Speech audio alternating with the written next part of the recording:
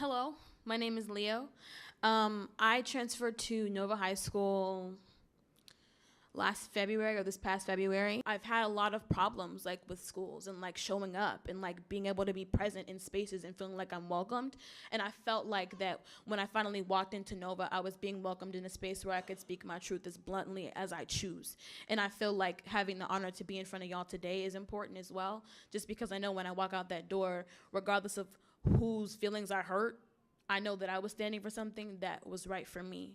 And this poem isn't specifically about school. I think it's just about privilege in general and about how a lot of times in the world, privilege from people goes unseen and how it's important that we acknowledge that and how it influences our decisions in other people's lives and how it affects other people's lives.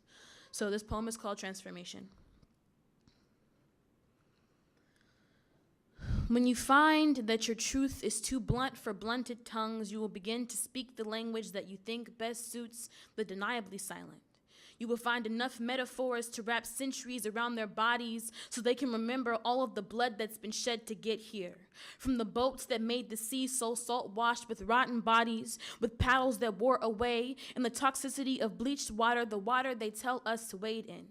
As if we doggy paddle long enough, we won't realize our skin being burnt. We won't realize ourselves finding joy in drowning when we realize that letting someone kill us is a choice. They will try to find the plan B that involves us wanting to die, but I say, transform we will.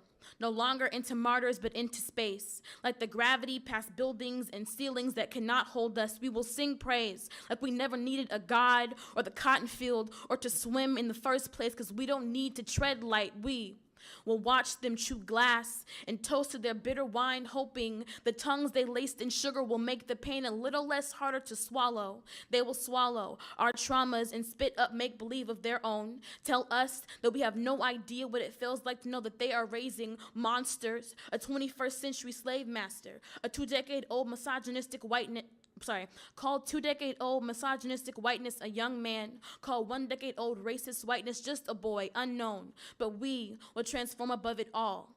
We will reclaim the names we took with us from our plantations and never question if we deserve having something of our own. For once, let them toss hands of bourbon and whip scarred backs to the stars. Let the heavens keep skin meant to brandish us with the silence they have when a sister like me is raped, when a brother my color is maimed, when the black face is no longer worthy of a good name. We will transform the dictionaries and the textbooks. We will learn that there is strength built in our tired spines. Learn not to be ashamed of bruised knuckles and closed fists and hard heels. This is us transforming beaten to healed, from broken to steel. This is evolution if it had skin. This is the truth unveiled. This is knowing that in my black body I will always have energy, forcing my organs to scream unworthy, to scribble danger along the walls of my insides. But to be afraid of a body I grew this black is like giving into the darkness, to letting the distance that stretches me thin enough to be pencil be enough to wear me out. But we